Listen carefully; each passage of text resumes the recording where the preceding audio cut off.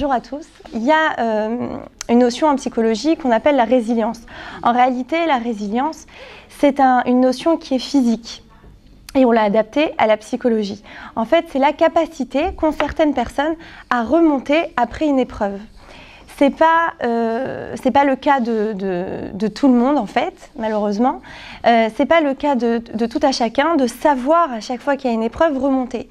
Il y en a par contre qui savent remonter, mais ça va leur prendre plus de temps. Alors, on a établi des règles, plutôt des caractéristiques chez les personnes qui sont donc de nature résiliente, c'est-à-dire les personnes qui savent remonter après des épreuves de leur vie. Alors, ce qu'on a pu réunir déjà, c'est qu'en premier lieu, ils ont une faculté à regarder leur épreuve avec un œil positif. C'est-à-dire qu'ils se disent toujours, ils ont une façon de penser déjà positive, ils regardent l'épreuve de la vie en se disant comment, au lieu de se dire pourquoi ça m'est arrivé, comment je peux faire pour changer ou pour avancer ou qu'est-ce que ça m'a apporté dans ma vie. C'est déjà la première question qu'ils se posent, même s'ils sont dans la douleur. Et il y a aussi une chose, c'est que c'est vrai que souvent quand on a une épreuve, on a tendance à se dire, à en vouloir à la terre entière, à s'en vouloir à soi, à en vouloir à telle ou telle personne qui a peut-être fait du mal à ce moment-là.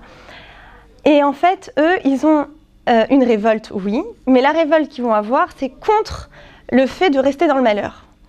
Dès qu'ils sont dans cet état, ils refusent. Ils disent, moi, je ne serai pas de ce registre-là, je ne resterai pas dans cette souffrance, je vais m'en sortir, je me fais confiance, je ne resterai pas. Et c'est un peu le processus inverse de quelqu'un qui justement a une épreuve et n'arrive pas forcément à la remonter. Lui peut tomber dans, je me complais dans le fait d'être victime. Ah, ça m'est arrivé, je n'y arriverai jamais et je glisse finalement, je dérape vers quelque chose qui n'est pas du tout constructeur et bien au contraire. Or, les gens donc, qui sont de nature résiliente, eux, c'est effectivement une révolte, mais c'est une révolte positive puisqu'ils refusent de rester dans le malheur. Ensuite, ils ont aussi le déni. C'est-à-dire, alors, quand d'habitude on entend ce mot déni, c'est une fuite de la situation, je ne veux pas voir ce que j'ai en face de moi, je ne veux pas l'affronter, ça me fait peur, ça me déplaît, je ne suis pas capable. Et bien en fait, eux, ils ont quelque chose de spécial, c'est-à-dire que le déni est positif. Dans quel sens? C'est-à-dire qu'ils vont s'accrocher à un rêve pour dire « mon souhait est de sortir de ce traumatisme-là, de ne pas y rester, de ne pas m'enfoncer dedans ». Donc en fait, c'est un déni positif. C'est pas un déni, je ne veux pas voir la situation, je ne veux pas l'affronter, elle est bien trop compliquée, de toute façon je ne méritais pas ça et de toute façon ce n'était pas de mon registre ou je ne serais jamais capable de surmonter ça, mais c'est tout l'inverse. Je vais rebondir et je refuse de rester dans cette situation et je m'attache à un objectif bien plus grand. Un peu comme, on dirait, ceux qui ont vécu la Shoah. Et on ne peut pas décrire les souffrances qu'ils ont vécues, qu'ils ont passées.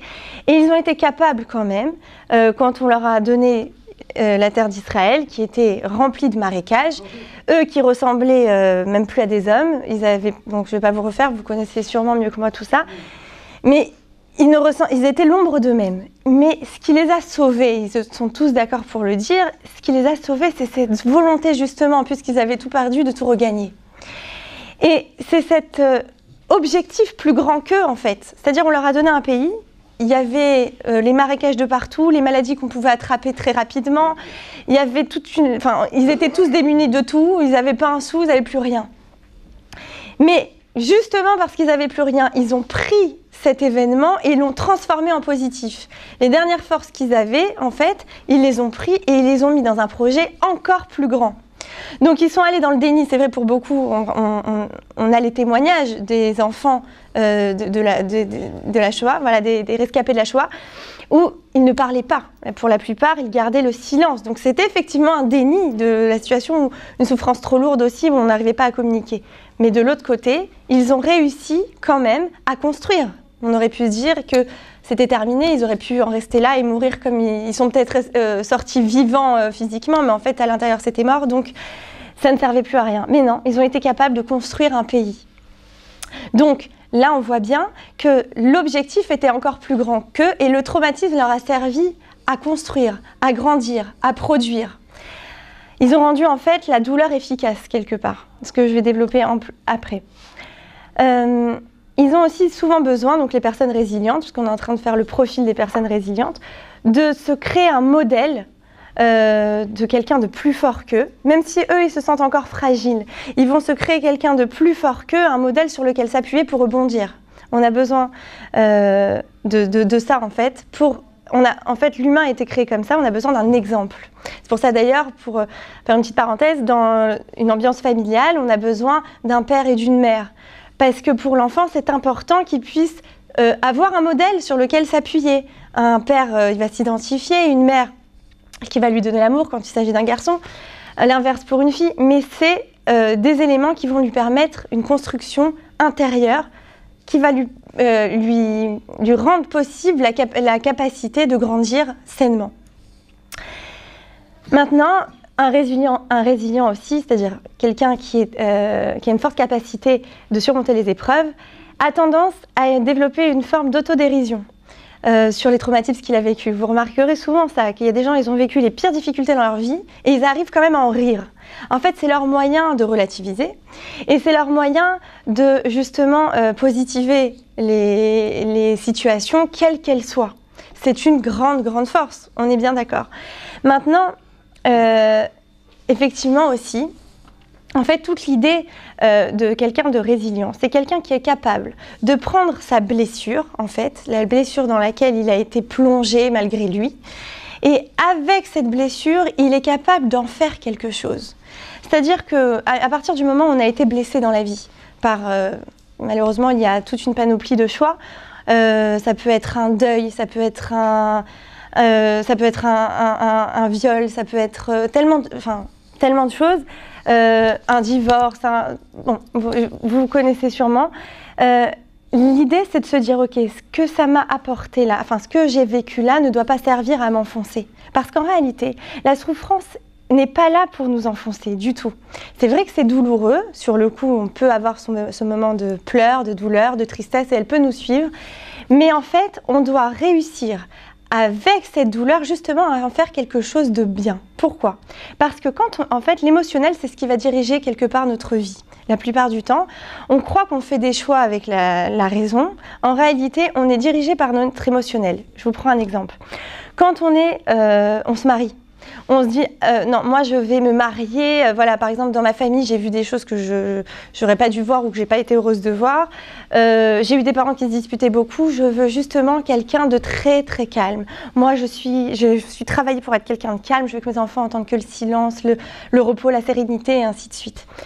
Bon, mais en réalité, si on a tellement de conviction quand on parle de cela, c'est justement parce qu'au fond de nous, c'est notre émotion qui parle.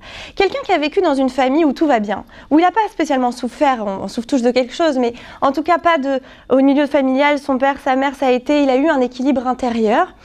Il va naturellement chercher quelqu'un de sain, de posé, d'accord, pour se marier et construire, mais il va être beaucoup moins dans la recherche de la famille saine à tout prix. Ce sera beaucoup moins son émotion qui parlera. Tandis que l'autre qui aura vécu des choses très difficile dans son enfance et qu'il ne voudra surtout pas recommencer ses erreurs, va chercher, mais en fait c'est son émotionnel qui va parler. Vous voyez, il va dire mais c'est raisonnable ma façon de penser. Oui, c'est tout à fait raisonnable. Mais en réalité, pourquoi tu vas y mettre tellement de conviction? Pourquoi tu vas être tellement entier avec ta décision? Parce que c'est ton émotion qui la guide. Et en fait, quand on est dans l'émotion, on va s'apercevoir que notre vie va avoir une autre dimension.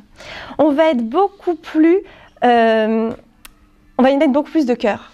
Et vous verrez même, je suppose, dans vos vies, que là où vous avez mis votre cœur, ça a donné beaucoup plus de résultats, où ça a compté énormément, en fait, tout simplement, forcément. Là où on met notre cœur, on le vit la chose, on vit intensément. Même si c'est pas... parfois, ça peut être mauvais même de mettre trop son cœur. Quelqu'un, par exemple, qui financièrement, ça n'a jamais été chez lui, d'accord, ou même il a raté plusieurs fois dans sa vie, il peut en fait se remettre en question et réfléchir à l'envers, se dire peut-être que j'y ai mis trop de sentiments. En fait, c'était pour moi une question de survie de réussir parce que à travers ce statut, je me construisais moi. Or, c'est une erreur. On ne doit pas chercher à se construire à travers un statut. On doit d'abord être construit et le statut viendra forcément.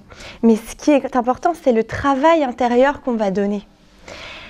Donc, pour cet exemple, pour vous donner cette notion, que en fait, on ne doit pas, que l'émotionnel, c'est lui qui va guider nos vies en réalité, et on n'en a pas forcément toujours conscience.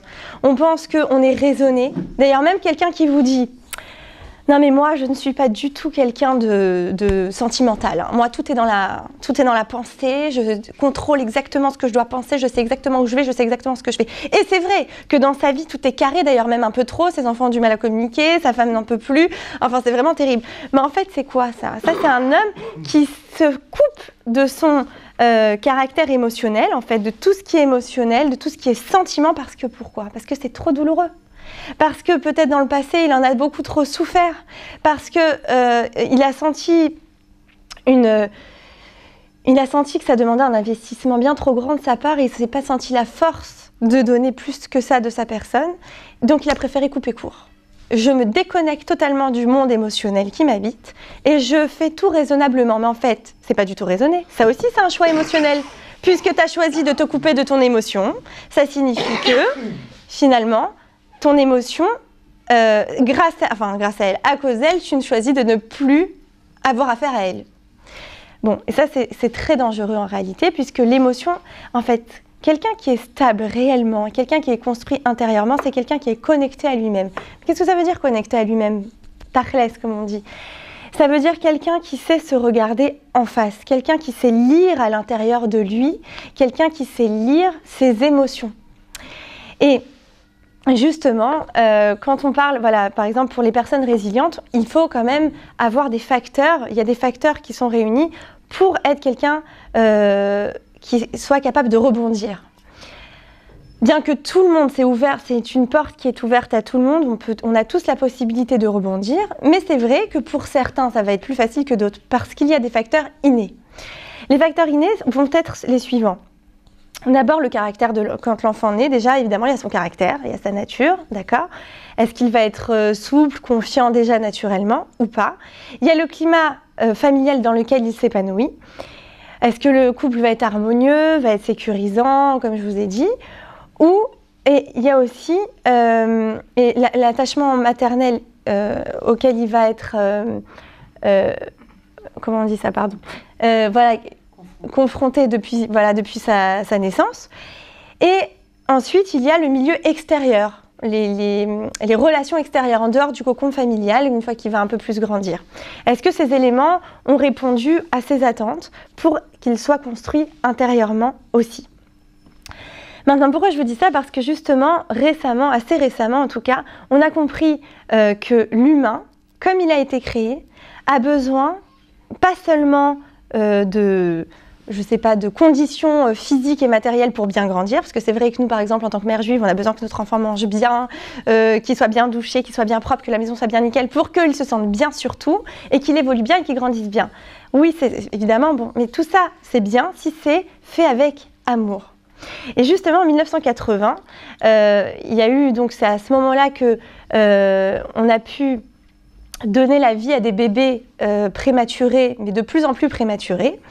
Et on s'est aperçu que c'était des bébés tellement petits que c'était des formes humaines, ça ressemblait même pas à des bébés au départ. On les a mis en couveuse. Et on s'est rendu compte qu'à chaque fois que les infirmières venaient pour les soins médicaux, ça créait en fait des dysfonctionnements et en fait il valait mieux au niveau physique éviter de les toucher, de les manipuler, ça pouvait être dangereux. Donc ils ont carrément installé un écriteau « Ne pas toucher » devant les couveuses. Et ils ont mis des lampes à ultraviolets, ils ont mis toutes les conditions physiques nécessaires et vitales au fonctionnement du bébé prématuré. Ils ont essayé de recréer complètement l'ambiance fœtale. Voilà. Et puis, arrivés avec toutes ces conditions, ils se sont aperçus qu'il n'y avait pas d'évolution. Le bébé ne grandissait pas. Et c'était presque un affront à la science. Comment c'est possible? Toutes les conditions sont réunies et ça ne marche pas. Qu'est-ce qu'il y a?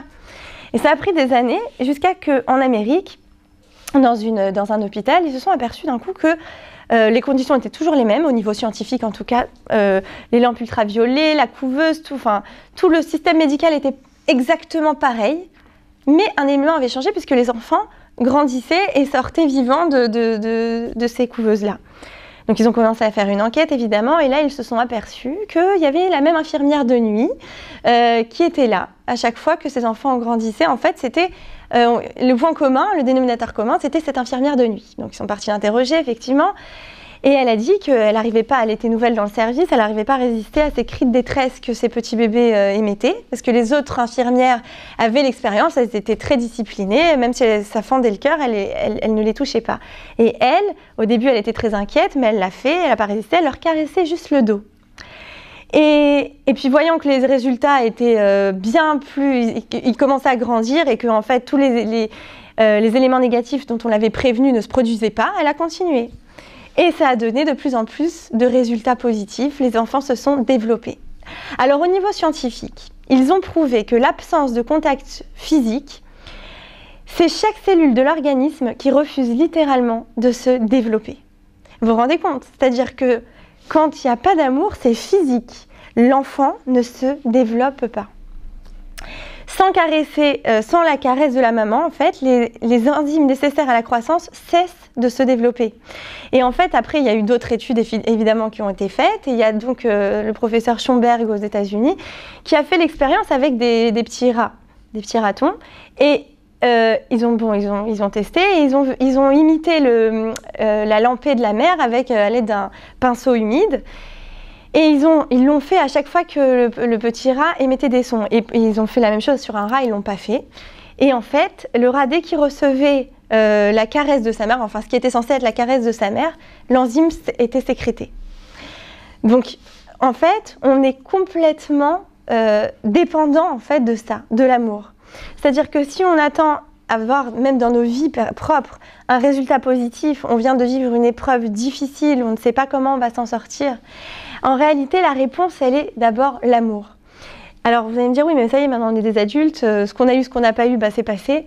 Qu'est-ce que je peux bien faire maintenant pour m'aider à m'en sortir Tarkles, je suis là et je suis seule, je ne suis pas forcément épaulée. Alors, c'est vrai que les gens qui ont cette faculté de résilience ont aussi une capacité, souvent on a remarqué, un environnement qui les aide. Ont aussi souvent un conjoint ou conjointe qui sont à l'écoute. D'ailleurs, on a même fait un test, ça c'est très intéressant, des hommes qui avaient des problèmes de santé au niveau... alors c'était au niveau du cholestérol, je crois que ça a été fait, et ils ont demandé si au niveau de leur couple ça allait. Est-ce qu'ils se sentaient aimés par leur femme?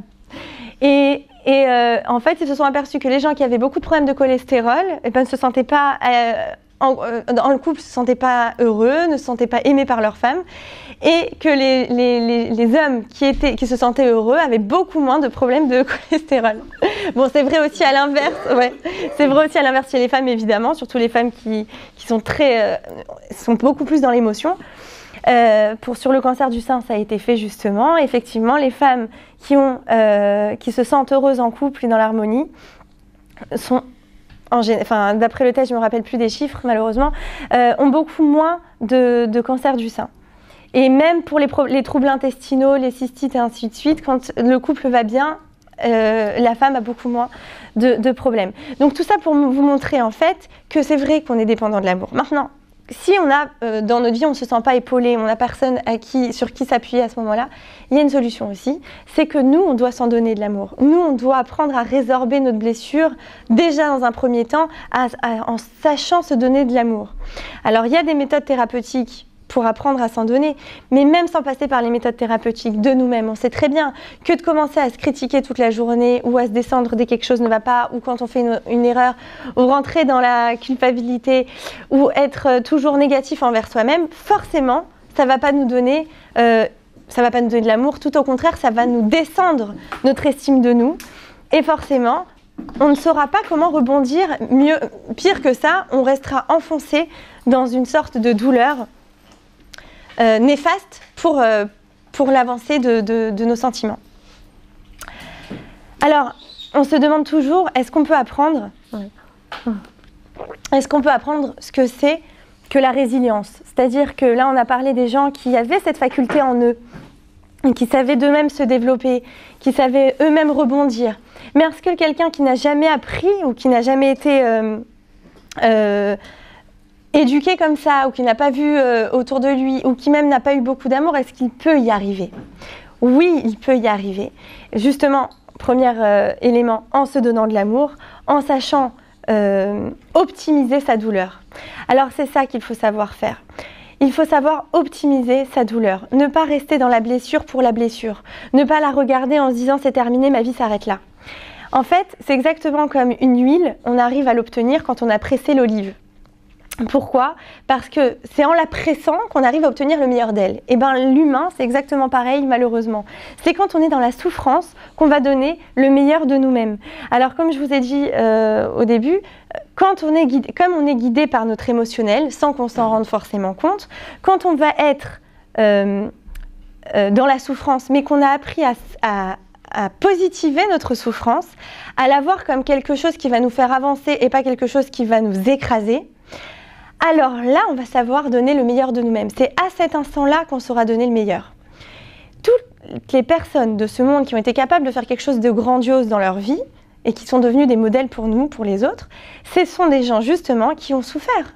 C'est loin d'être des gens qui ont justement où tout a coulé, on devrait se dire comme ça. Non, bah pour créer quelque chose de positif, pour être positif, pour apporter au monde, il faut avoir toutes les conditions réunies. Il faut que j'ai été aimée par ma mère depuis l'enfance et qu'elle m'ait donné tout l'amour que j'ai eu besoin, que mes parents soient restés mariés, que j'ai eu bien sûr les moyens matériels nécessaires, que toutes les conditions soient réunies, que je me sois sentie toujours aimée, choyée. Et puis voilà, là, je pourrais donner le meilleur de moi-même. Eh ben non, justement, le ridouche, il est là. Justement parce que tu as eu des difficultés, c'est ça qui va donner le meilleur de toi-même. Et sache une chose, ta vie, elle est faite sur mesure pour toi. C'est elle, ta vie comme tu te l'as fait. D'abord, elle est le résultat de ce que toi, t'en as fait, et pas de ce qu'on t'a fait, ce qu'on t'a dit, c'est toi ce que t'as donné avec. À toi d'apprendre maintenant à tirer le meilleur de cette vie-là. Alors c'est vrai que les personnes aussi qui sont capables de surmonter les épreuves, elles vont en fait d'elles-mêmes choisir une création qui vont les sortir de leur souffrance ou qui vont justement, comme j'ai dit, optimiser la souffrance. Par exemple, les plus grands artistes, c'est des gens qui ont souffert, ils ont su mettre la douleur dans un tableau par exemple, ou dans une chanson, ou dans l'art. Ils ont su extérioriser, mais ça a donné quelque chose d'extraordinaire. Mais sans parler de l'art, même, voilà, j'ai eu une patiente il n'y a pas très longtemps, qui a eu son père qui est mort d'un cancer et elle en a énormément souffert, c'est venu très brutalement. Et elle était assez jeune, mais ses études n'étaient pas du tout guidées par ça. Elle est partie étudier cancérologie. Et je sais, j'en suis sûre, même si j'ai pas encore assez de recul, qu'elle va faire des miracles. Pourquoi? Parce que c'est son émotionnel qui l'a guidée. Elle a optimisé sa douleur. Elle n'a pas supporté le choc de son père parti trop tôt, par une maladie qu'elle ne comprenait pas, qu'elle ne saisissait pas. Et elle a voulu étudier cancérologie, parce qu'elle sait, en fait, c'est comme pour trouver des réponses à ces questions. Mais donc, qu'est-ce qu'elle a fait là? Elle a pris sa blessure, elle a pris sa douleur et elle en a fait quelque chose de positif. Grâce à elle peut-être, des solutions vont être apportées à d'autres gens. Et on voit que, voilà, il y avait aussi, les histoires ne s'en finissent pas, là je pourrais vous en faire toute la journée, des histoires de gens qui ont eux-mêmes passé des épreuves terribles dans leur vie et qui ont su donc optimiser. Grâce à leurs épreuves, ils ont sauvé la vie d'autres personnes. Et en fait, en réalisant ces exploits-là, eux-mêmes se sont soignés. Parce qu'en soignant, voilà, son père est parti trop tôt, mais si elle arrive à soigner d'autres gens, ça va apaiser sa douleur. J'ai réussi à sauver le père d'une autre petite fille. Donc je me soigne, je m'apaise, je vais mieux, je laisse partir mon père. En fait, grâce à lui, j'ai pu faire de grandes choses. Il y avait aussi cette histoire d'un homme qui a créé une association. Lui-même, il avait une maladie génétique, sa femme aussi, mais il ne le savait pas. Vous savez, des fois, il y a des couples qui sont pas, qui se conviennent pas, voilà, qui sont pas compatibles, voilà.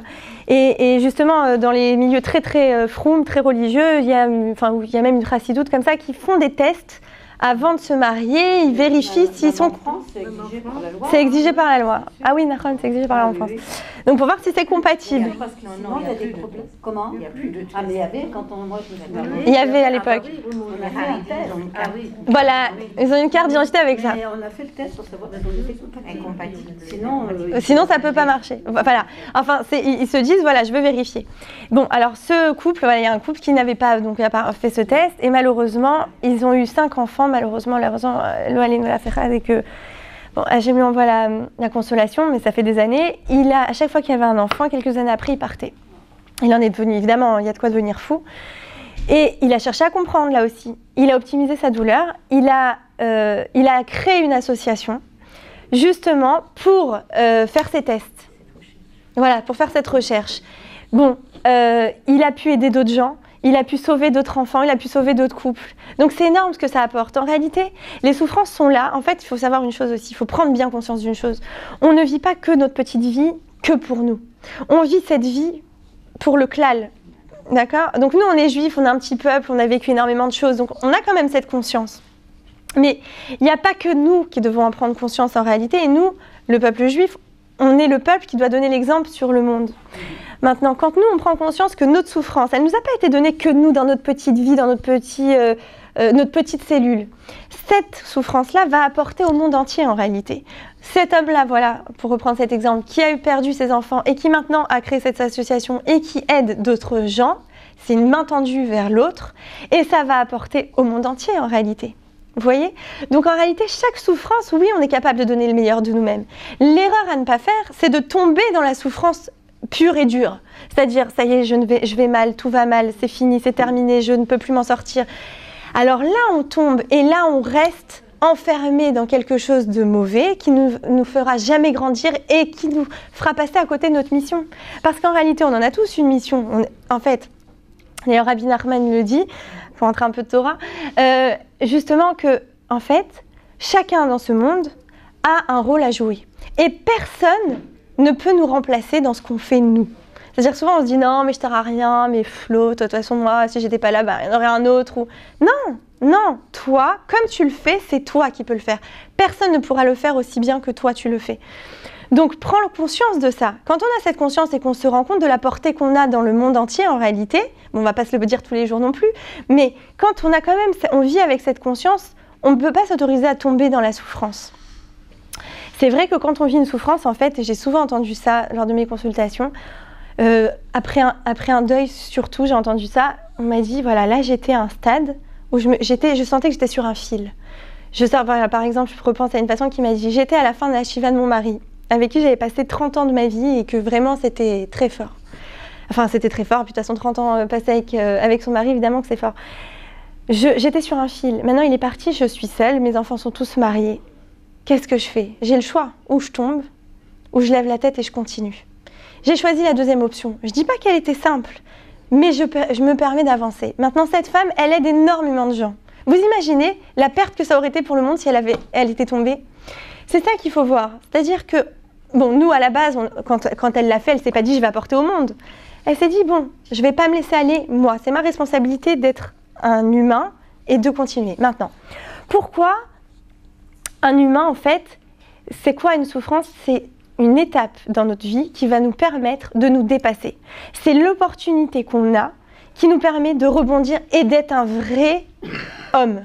Homme avec un grand H. Voilà pour les femmes aussi. Mais ça veut dire que c'est une chance qui nous est apportée puisque c'est ça qui va nous aider à nous dépasser. Quand on va se dépasser, à ce moment-là, on pourra s'aimer vraiment.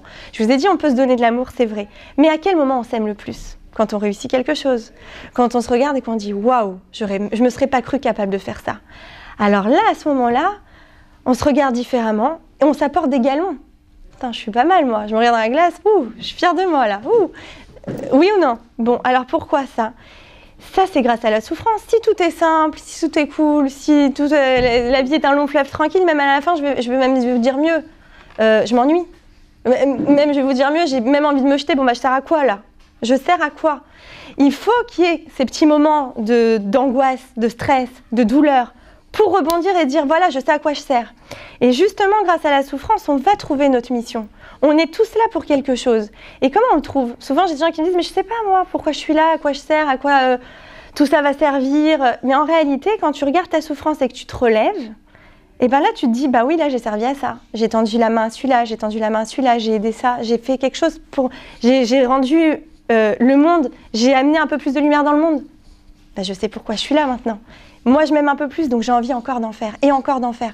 Et là, je pars encore dans un magal, dans un cercle positif, où je me construis, où j'apprends à m'aimer, où j'apprends à grandir, où j'apprends à évoluer. Et le travail, le véritable travail, il est là. On est là dans cette vie en train de dire « je veux gagner ma vie, je veux être ». En réalité, c'est vrai qu'on veut être, on veut tous être, on veut tous grandir, on est tous d'accord là-dessus. Mais on se trompe de chemin. On croit que grandir, on nous a vendu ça aussi avec les films et ainsi de suite, que grandir, c'est avoir un grand statut, porter le costume et « attention, je suis quelqu'un ». C'est se dire, mais moi je suis le yofi, la beauté. C'est paraître. Mais c'est pas ça. Paraître, ça veut pas dire être. Ça veut dire paraître. Ça veut dire faire semblant. Mais ça veut pas dire qu'à l'intérieur t'es construit.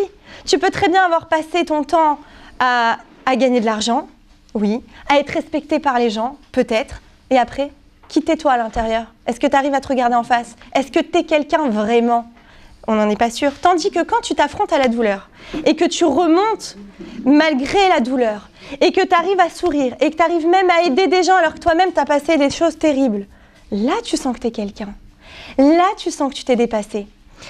C'est exactement ce que en réalité la Torah nous enseigne sans arrêt. Pourquoi elle nous parle de nos ancêtres qui ont vécu il y a des millénaires? On pourrait se dire mais allez, c'est du vieux là. Oh, on est en 21e siècle, là il y a Facebook, WhatsApp, compagnie, les films, le machin. C'est bon, ça me dit ça, je sais quoi vivre, je sais comment vivre, je sais comment je vais me marier, je sais avec qui je vais me marier, je veux qu'il soit beau, intelligent, riche, et nan. C'est ça la vie? Non. Ça c'est ce qu'on te fait croire qu'est la vie. Mais la vie, on nous l'a apprise déjà et on t'a donné des enseignements. Quand on t'a donné par exemple... les ancêtres qui, eux, ont vécu des choses terribles et qui s'en sont relevés, c'est ça qui va t'aider, toi, au jour d'aujourd'hui, à relever. Justement, je vais vous rapporter un petit devoir qui sert dans ce cours d'une rabbinite en France, qui s'appelle Rabbinite Assaraf. Elle a dit quelque chose d'extraordinaire. Yosef Hatzadik, quand on le voit, on voit qu'il a, lui, accumulé toutes les blessures possibles. Il a été rejeté par ses frères. Il a dû arriver dans un autre pays où il connaissait personne, où on voulait le tuer, donc ça voulait dire qu'il n'était rien, enfin il n'était plus rien, lui qui était tellement chéri et aimé par son père et sa mère, enfin, même si son mère n'est plus. Il a perdu sa mère, donc il y a eu la notion d'abandon aussi. Il a fait de la prison, exactement. Il a réuni à lui tout seul toutes les blessures qu'on pourrait... c'est-à-dire de tout, il n'avait plus rien, il a été rejeté, et donc la notion de rejet, la notion d'abandon, la notion de pauvreté, enfin, tout lui est tombé dessus. Donc, comment un type comme ça, on va se dire, comment il peut s'en sortir? Comment il peut s'en sortir? Vraiment, si on se poserait la question, il aurait dû finir sa vie, un type en prison, serviteur de je sais pas quoi, et maintenant, il a continué dans la prison à donner de l'espoir aux autres, à interpréter les rêves, à être positif, alors vous allez me dire, non mais c'est Yosef Hatzadik, moi je suis pas Yosef Hatzadik. Faux. Pourquoi? On a tous un Yosef Hatzadik en nous. Pourquoi? Parce qu'on est tous d'abord Tselem Elohim, on a tous la flamme d'Hachem en nous, il nous l'a transmis, mais pas seulement. Notre rôle il est là. En fait, pourquoi on nous a parlé de Yosef Hatzadik? Parce que Yosef Hatzadik, il s'est dépassé.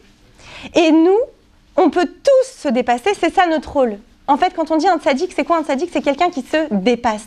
Ça, c'est la malchoute, c'est être un roi. Et nous, les juifs, en fait, on doit être la malchoute, on doit être roi. Et quand on se dépasse, même, vous allez me dire, même d'une petite souffrance, par exemple, je vais vous prendre un exemple tout bête, même une maman qui est avec ses enfants et qui à ce moment-là se retient ou prend sur elle et dit, allez, c'est mes petits-enfants, je vais changer mon mot là que je comptais dire, qui n'était pas très joli, je vais le transformer, elle s'est dépassée.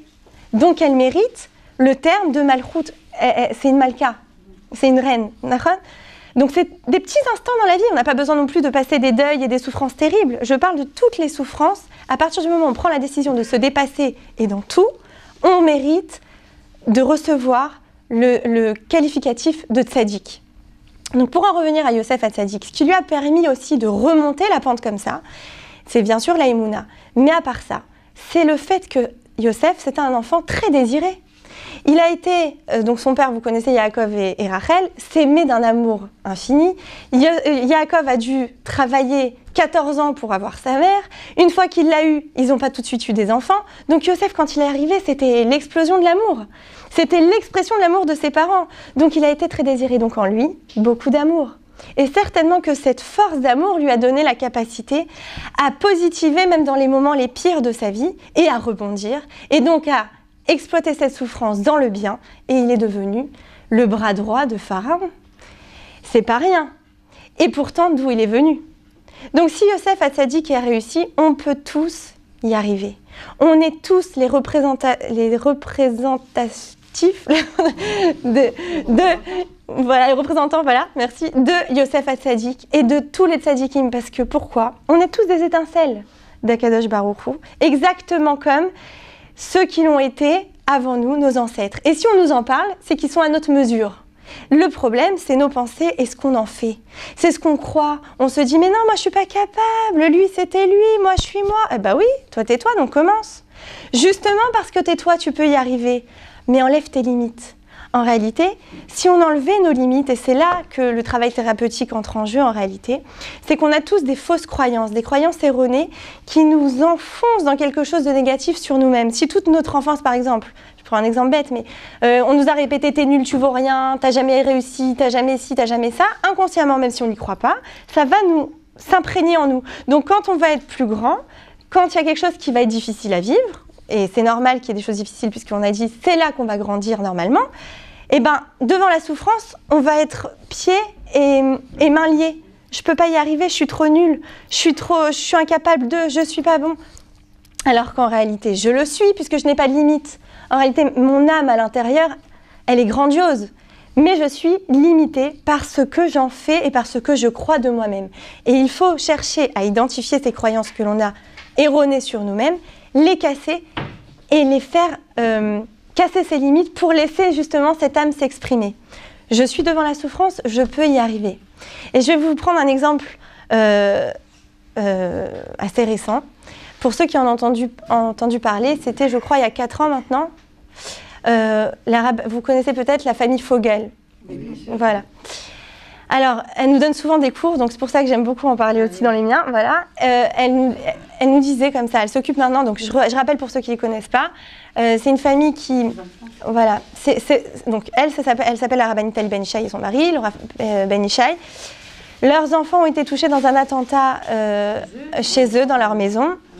Ils étaient donc vendredi soir et il y a un terroriste qui est rentré, qui a tué, ils avaient 6 enfants, il a tué 3 enfants et les parents. Et 3 enfants dont un nourrisson en plus qui avait 3 mois. Donc c'est terrible. Et il reste 3 enfants dans l'histoire, d'accord? 3 enfants. Les grands-parents, donc la rabbinite Tali Ben Ishai et son mari ont pris en charge les 3 enfants. Alors, si on reste dans nos pensées limitantes, comment des enfants pareils pourront se relever d'une telle épreuve? Ils ont perdu non seulement leur père, leur mère, leurs 3 frères et sœurs, dans leur propre maison. Ça veut dire quoi pour un enfant, ça? Ça veut dire, je n'ai plus de sécurité nulle part. Mes parents, on les a tués. Il y en a, malheureusement, bon, pas pour casser, justement. Dans quelles conditions? Donc, on peut se dire, mais la sécurité intérieure, elle a été complètement... Elle a volé en mille morceaux. Qu'est-ce qu'il leur reste pour se construire? Eh bien, si vous entendez parler ces enfants, c'est-à-dire nous, je ne les ai pas entendus moi parler, la rabbinite qui nous a répété leurs paroles, ça va vous figer, vous donner des forces pour la vie, je pense. Enfin, personnellement, je pense que ça en donne. Pourquoi? Parce que des enfants de avec cette épreuve, ont réussi à se reconstruire. Donc, si eux, ils ont réussi, c'est que tout le monde peut y arriver. Et c'est à cette génération. Et on ne parle pas de Yosef Hatzadik pour ceux encore sceptiques qui vont me dire « Non, mais c'est Yosef, c'est à l'époque, c'était machin. » D'accord. Alors, je te parle d'aujourd'hui d'enfants. Je te parle même pas d'adultes. Je te parle d'enfants. Ces enfants, quand il s'est passé l'autre attentat à Soukot, malheureusement, avec les parents dans la voiture, qui ont été tués dans la voiture devant leurs autres enfants, tout le monde a commencé à s'inquiéter aussi pour les enfants de la rabbinite Tali Ben Ishai. Comment vous allez? Alors elle-même, comme tout le monde s'inquiétait, elle est partie les voir, elle a dit à un de ses petits-enfants, mais comment tu vas toi? Tout le monde me demande, ça doit te remuer d'entendre tout ça. Comment tu vas? Et puis tout le monde a peur pour toi. Il lui dit, mamie, il faut que tu saches une chose, la peur, c'est un sentiment. D'accord? On peut contrôler nos sentiments. J'ai fait le choix de contrôler mes sentiments. C'est ça qu'il a voulu dire. Vous vous rendez compte? Un enfant. Non, c'est un degré, d'accord. Mais il a été capable de dépasser cette douleur. Et je vais vous dire même plus que ça. Même la rabbinite Tali Ben Ishaï et son mari. Après avoir perdu un enfant, des petits-enfants, un gendre, toute une famille, on pourrait se dire, ça y est, on arrête là, quoi. Je vais encore reprendre 3 enfants. J'arrête, je ferme le magasin. Ça y est, il n'y a plus personne. Laissez-moi pleurer dans mon coin tout le restant de mes jours. J'ai plus besoin de vivre. Non.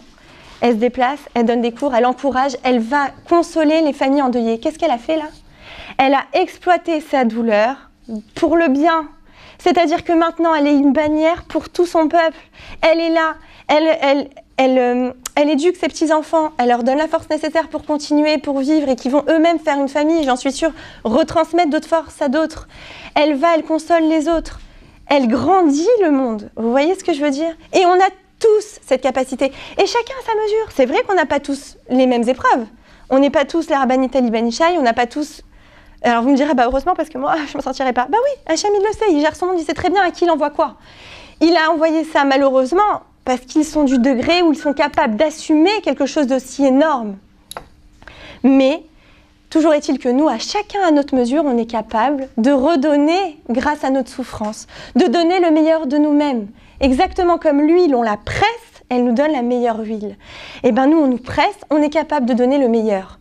Mais il faut sortir pour cela de nos pensées limitantes. Il faut sortir pour cela de tous les complexes qu'on a pu se faire, c'est vrai. Parce que ça nous lie les mains et du coup, on est incapable de se voir comme on est, quelle force on a, de quelle force on est pourvu et de quelle force on a pour s'en sortir, pour regarder au-delà de cette souffrance et à quel point elle peut...